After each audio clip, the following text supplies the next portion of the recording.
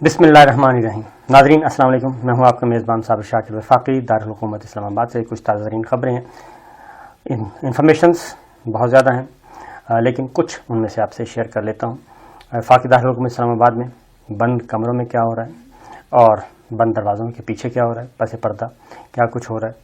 सूरत हाल एक ही है कि किसी भी तरीके से नई कंपनी जो है वो कैसे चलाई जाए।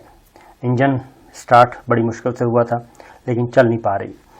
कुछ चीज़ें अब सब की सब नज़रें जो हैं वो अफवाज पाकिस्तान की तरफ है और एक ऐसे माउथ पीस जो कि माजी में अफवाज पाकिस्तान को शदीद तरीन तनकीद का निशाना बनाते रहे, गालियाँ देते रहे, और इस्टेब्लिशमेंट जो एंटी इस्टेब्लिशमेंट कहलाते हैं वो जो इल्ज़ाम लगाते थे कि इस्टेब्लिशमेंट जो है वो इमरान खान साहब को सपोर्ट कर रही है और इमरान खान साहब जो हैं वो एक सेलेक्टेड प्राइम मिनिस्टर हैं, इलेक्टेड नहीं हैं। और सेलेक्टर्स और सेलेक्टेड आपको मालूम है कि क्या कुछ होता रहा। फिर आहिस्ता आहिस्ता ये नाम लेना बंद कर दिए गए। पहले सेलेक्टर्स बयानिए से निकला, फिर सेलेक्टेड भी निकाल दिया गया, क्योंकि सेलेक्टेड भी कहते थे तो इशारा उसी तरफ होता था। अब ये बड़ी मुश्किल से ये मारिज़ वजूद में आया है। मुख्तलिफ जो चेसिस और इंजन के मुख्तलिफ जो पुर्जे इकट्ठे करके बनाया गया है। अब मामलात दूसरी तरफ जा रहे हैं। अब बहुत से वो माउथ पीस, उनमें दानिश्वर भी हैं, उनमें पॉलिटिशियंस भी हैं, उनमें थिंक टैंक्स के लोग भी हैं जो ये समझते थे कि जनाब अफवाज पाकिस्तान के लिए रियासती उमूर और सियासत शजर ममनुआ है, तो इसलिए वो ये बहुत ख़तरनाक काम कर रहे हैं और इमरान खान साहब की वजह से अफवाज पाकिस्तान और मिलिट्री इस्टेब्लिशमेंट पे शदीद तरीन तनकीद हो रही है और इसलिए जनाब इनका साथ छोड़ देना चाहिए। ये army chief general Qamar Javed Bajwa साहब की बिल्कुल एक प्रिंसिपल स्टैंड था कि हमने मुंतखब हुकूमत के ख़िलाफ़ कुछ नहीं करना और हम जो भी हुकूमत आएगी उसको सपोर्ट करेंगे। ये चीज़ चल रही थी, लेकिन तहरीक अदम एतमाद आई और तहरीक अदम एतमाद का जो हशर हुआ वो हम सब के सामने है और उसमें से एक मरासला निकल आया और मरासले ने एक पूरे मुल्क में तबाही मचा दी।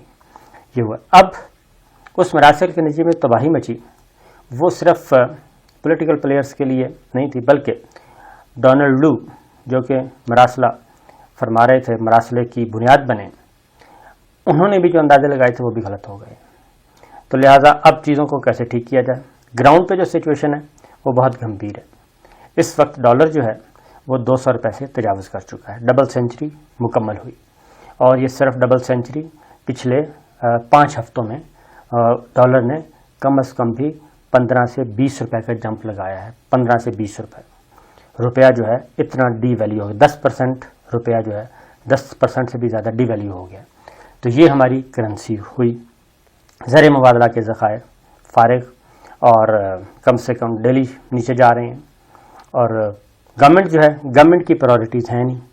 अब शहबाज शरीफ साहब, मरीम सफदर साहबा, नवाज शरीफ साहब, आसफ अली जरदारी साहब, मौलाना फजलुर रहमान साहब, अली वज़ीर साहब, मोहसिन दावड़ साहब, शाहज़ैन बुख्ती साहब, ANP और महमूद खान अजगज़ई साहब, ये सब के सब जो हैं ये सब इकट्ठे तो हो गए, इकट्ठे कर दिए गए, लेकिन उसके बाद इनके पास है कुछ भी नहीं करने को।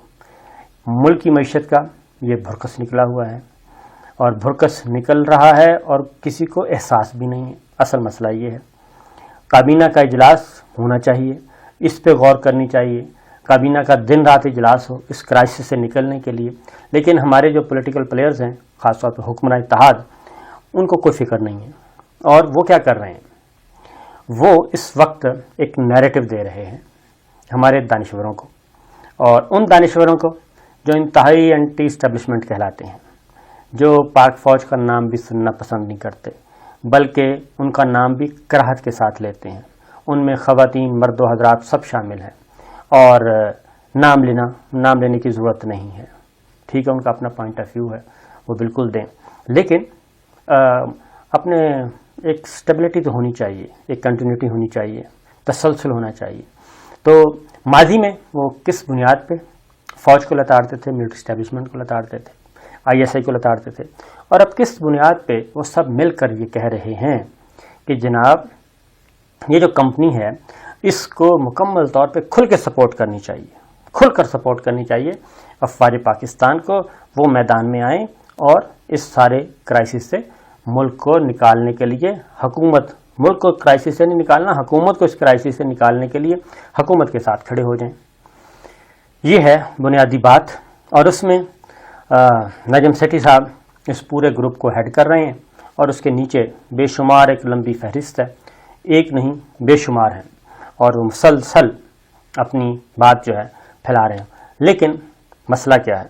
مسئلہ یہ ہے کہ عوام جو ہے وہ بالکل ان کا دوسرا موڈ ہے، عوام کا دوسرا موڈ ہے، پوری قوم جو ہے وہ ایک دوسرے رخ پہ کھڑی ہے، اور یہ بار بار DGISPR افواج پاکستان کے ترجمان وہ کہتے ہیں ہمارا سیاست سے کوئی تعلق نہیں ہے، ہم نیوٹرل ہو چکے ہیں، ہمیں بار بار مت گھسیٹا جائے۔ اور اگر کوئی ایسا بندہ جو کہ انہی کی لائک مائنڈڈ تھا وہ کوئی بات کرتا ہے تو اس کے لیے تو وہ کہتے ہیں کہ جناب ہر FIA بھی حرکت میں آ جاتا ہے، پیمرا بھی حرکت میں آ جاتا ہے، سب کچھ ہو رہا ہے۔ لیکن پچھلے 2 ہفتوں سے کم از کم 1 ہفتے سے جب سے یہ لندن اجلاس ہوا ہے، لندن پلان ڈیفیکٹو ڈیجورے گورنمنٹ جب اکٹھی بیٹھی ہیں، تب سے لے کے اب تک باقاعدہ طور پہ ایک کمپین چلائی جا رہی ہے، اور کمپین میں شدید ترین حملے کیے جا رہے ہیں، لیکن سب کے سب خاموش ہیں اور ان کو کوئی چپ کرانے والا نہیں ہے۔ اور ایک بات، دوسری بات یہ ہے کہ جب یہ آپ کہتے ہیں کہ ان کو سپورٹ کیا جائے، افواج پاکستان آئیں، تو عوام اس کا بنیادی نقطہ کیا ہے؟ اس کا بنیادی نقطہ یہ نہیں ہے کہ ملک کو کرائسس سے نکالنا، نہیں، ایک تو یہ ہے کہ گورنمنٹ کے ساتھ کھڑے ہو جائیں اور گورنمنٹ کو ذرا موقع دیں۔ گورنمنٹ کی پریورٹیز کیا ہیں وہ میں پچھلی ویڈیو میں آپ کو بتا چکا ہوں، 6-7 پریورٹیز ہیں، ترجیحات ہیں، ان سے کے علاوہ کوئی نہیں ہے۔ اس کی بنیادی وجہ کیا ہے جی؟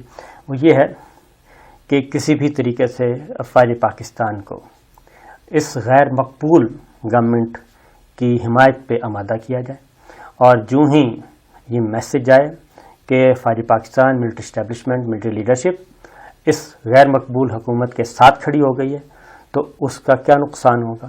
اس کا نقصان صرف یہ ہوگا کہ عوام اور فوج کو آمنے سامنے کیا جائے، کیونکہ ماضی میں بھی یہ متعدد بار ہو چکا ہے، اور اب پھر یہ کوشش کی جا رہی ہے کہ کسی بھی طریقے سے افواج پاکستان اور عوام جو ہیں وہ آمنے سامنے آ جائیں۔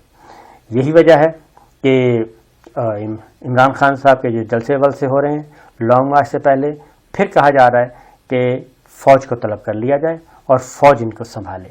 اب کھلے عام یہ کہا جا رہا ہے کہ عمران خان کا بندوبست کرے افواج پاکستان، ملٹری لیڈرشپ، اور ہم باقی ہم سنبھال لیں گے، عمران خان کو آپ نے سنبھالنا ہے۔ اب یہ چیزیں تسلسل کے ساتھ ہو رہی ہیں، اور یہ میسج کتنا بیڈ امپیکٹ ہو رہا ہے۔ جب فوج کہہ چکی ہے کہ ہم نے نہیں آنا، نیوٹرل ہو چکے ہیں، تو اس کا مطلب ہے وہ نیوٹرل ہو چکے ہیں، تو پھر آپ ان کو بار بار کیوں دھکیل رہے ہیں؟ پھر سلیکٹرز آپ کیا دوبارہ سلیکٹڈ اور سلیکٹرز کی گردان شروع کرنا چاہ رہے ہیں؟ امپورٹڈ کا ٹھپا لگ چکا ہے، وہ ہٹ نہیں سکتا۔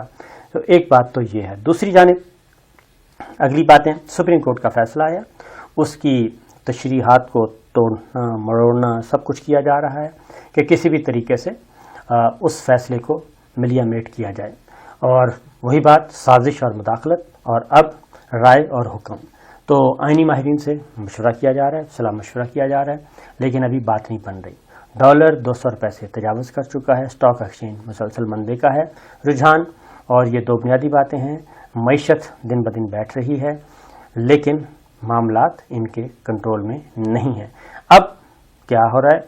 اب واحد راستہ ہے جی کہ امریکہ ان کو ہیلپ آؤٹ کرے، امریکہ ڈالر دے، اور امریکہ سے ڈالر لیے جائیں، اور امریکہ سے کوئی گرانٹ لی جائے یا امداد لی جائے، اور اس کے بعد ہم آہستہ آہستہ جو ہے وہ اس سے نکلیں۔ اب امریکہ جو ہے وہ بڑے سوچ سمجھ کے ہماری طرح بیوقوف نہیں ہے، وہ ناپ تول کے قیمت لگاتا ہے۔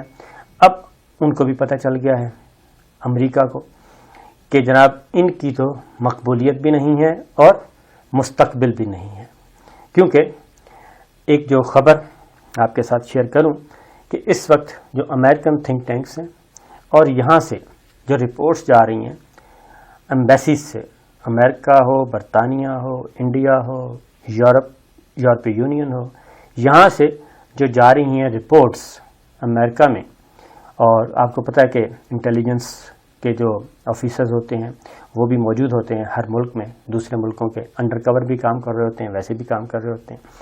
تو جو رپورٹس جا رہی ہیں اس کے تازہ ترین جو وائز گئی ہیں اس کے مطابق عمران خان صاحب جو ہیں وہ واضح اکثریت کے ساتھ جیت رہے ہیں اگر الیکشن ہوتا ہے. ان حالات میں اگر الیکشن ہوتا ہے تو عمران خان صاحب 2/3 میجورٹی نہ صحیح لیکن 2/3 کے قریب تک بھی لے جا سکتے ہیں.